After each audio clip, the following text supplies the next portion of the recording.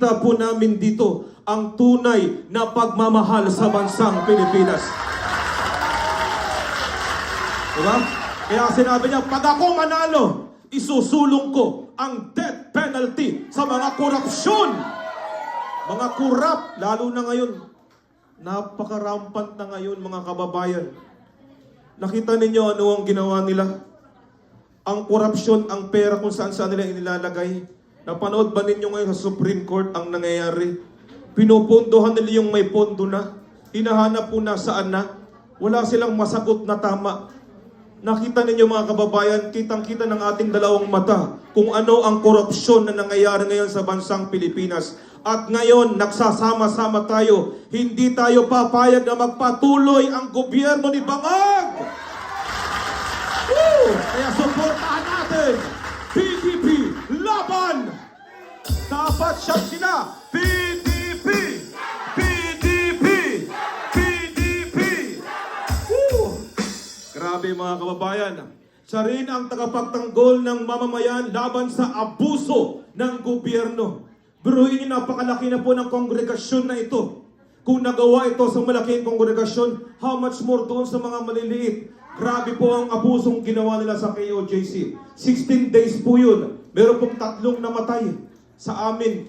Grabe po ang lahat. Pero ang sabi ni Pastor sa amin, tatag lang. Love your enemy. Yan ang leader. Tama, mga kababayan? Kahit anong gawin sa atin, maging matatag lang kayo. Lalaban tayo sa tama.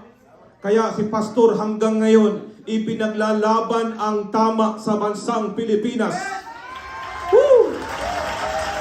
Si Pastor, mga kababayan, makakalikasan. Makakalikasan. Alam nyo ba, mula nung itinayo ang ministry ito, hindi nyo nakikita yan. Kasi di naman pinapakita ng media. Alam nyo ba na meron po kami tree planting activities po yan. Every year po yan. Grabe ang mga tinatayo. Kaya kung makita ninyo na paradise ang lahat eh. Lahat ng properties ng kingdom, paradise yan. Hindi mo yan makikita na ikumpara mo sa iba. Yan po ang itsura niyan. Tree planting activities po yan.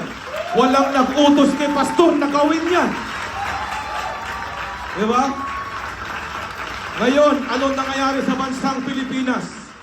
In the history sa bansang Pilipinas, mga kababayan, konting ulan lang, katakot-takot na baha ang nangyayari sa atin doon. Lagpas na sa bahay. Kada bagyo may ganong klaseng baha. Anong sabi ni Bangag? Grabe daw ang mga flood control na kanilang ibinagawa. After that, after 1 week, pinahiya agad.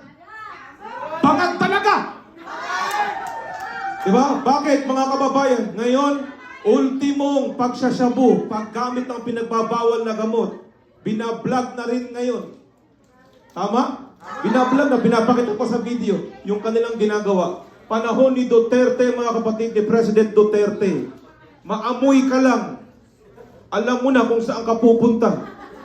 Kaya hindi pa siya tuluyang umuupo ng mga kababayan, marami nang sumuko sa mga taong nalulung sa droga dahil ayaw nilang mamatay. Diba? Duterte! Duterte! Duterte! Duterte! Napakasigla mga kababayan. So, ganun din ang kalinisan. Kung makikita ninyo ang buong property ng buong kingdom, dito po sa amin, bawal po rito yung mga marurumi. Kaya nga sabi nga ni Pastor kapag ako ang naging senador, baka maging presidente pa, pag ako nakapasok dyan, lilinisin natin ang buong bansang Pilipinas. Magtatanim tayo ng maraming puno. Gagawin natin first world country ang bansang Pilipinas. Woo! Diba mga kababayan, pag sinabing bansang Pilipinas, hindi nagbabalik na tayo doon kasi wala ng korupsyon. Bakit pa tayo nandito? Iwan ang ating mga pamilya. Kung doon ay maganda naman ang ating buhay. Tama? Mangyayari yun. Mangyayari lang yun kung tayong lahat ay magsasama-sama. Sabihan natin ang ating mga kapamilya doon sa Pilipinas na dapat ang lahat ng PDP laban candidate, lahat dapat sila ay manalo! Diba? Mga kababayan, so kung makita natin ngayon, si Pastor po ngayon ay lumalaban. Nationwide po ang ginawang rally. First time in the history. Nagulat po ang lahat mga kababayan na nagsabay-sabay ang lahat ng mga KOJC sa rally sa buong Pilipinas. Every week yan. Every week.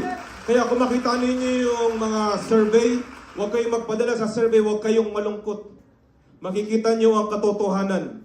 Bakit mga kababayan? Kasi ang mga tao nagsasalita sa katotohanan. Hindi ang survey na yan, yung number, kalokohan yan. Hindi yan totoo. Kaya kita na nyo yung mga sa television ngayon, sa mga vloggers. Makita na nyo yung mga Pilipinas, ang mga Pilipino. Ngayon, masyado silang malungkot ngayon.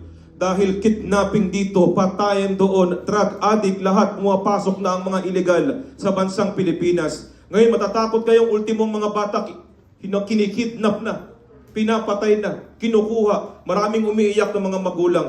Nangyari lang yan nung nawala na ang Duterte sa ating bansa. Nung bumalik si Bangag nang siya ay umupo sa kanyang pwesto.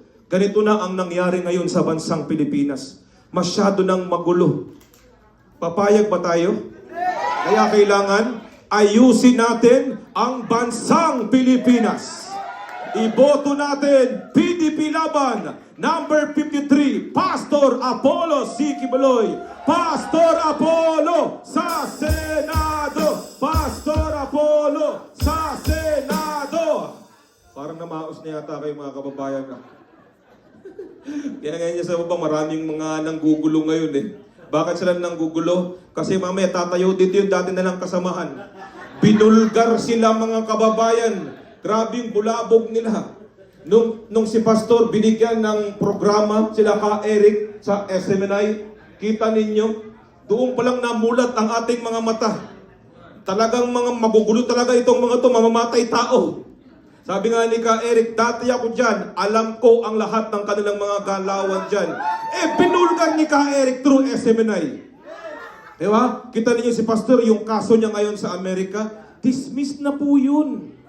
Yung kaso niya sa Pilipinas, matagal na na-dismiss yun, 4 years ago pa. Binuhay lang itong gobyernong ito. Kaya hanggang ngayon, binibitin nila eh. Dahil nasa kanila ang power eh. Pero anong sinabi ni Pastor? Tatag lang. Diba? Huwag kayong maka-smile pa. Nung last time si Pastor, mga kapatid, nagsalita, parang walang problema. Parang hindi dumadaan sa matinding pagsubok.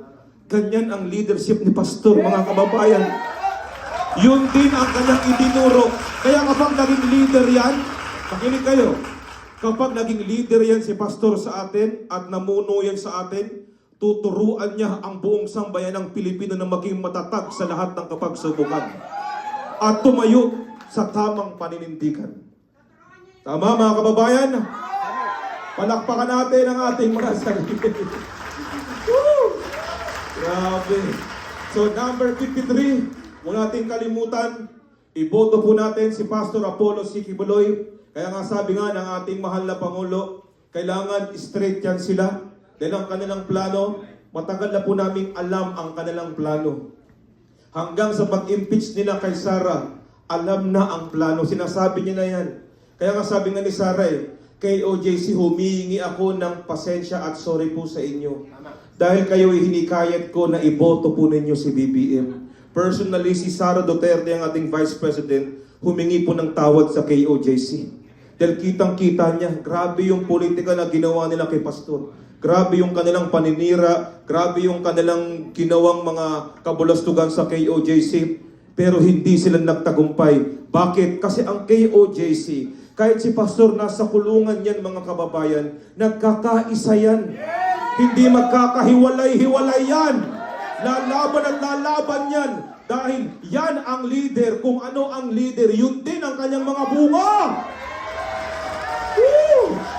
Yan ang tunay na leader.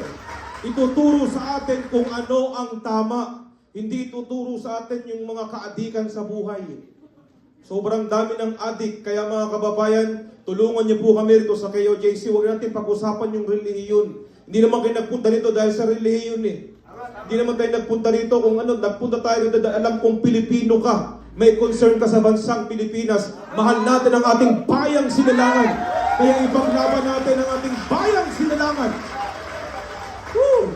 Kaya lahat tayo magkasama-sama, kasama ang KOJC, kasama ang lahat ng mga Filipino organization na naririto po ngayon, buong Filipino community. Magkaisa tayo, kahit maraming mga wala dito, maraming mga Pilipino dito. Sabihin po ninyo sa mga kaibigan po ninyo, kamag-anak po ninyo, kung ano ang inyo pong nakita po dito at inyo pong ishare sa kanila. Dahil nararapat lang po na iboto natin straight PDP laban! So maraming salamat mga kababayan. Mabuhay ang bansang Pilipinas! Maraming salamat, Brother Ruel. Okay ba? Naliwanagan po ba tayo? That's a very strong and very inspiring words. Oh, ganda nga na mensahe. No? So, ba't hindi pa po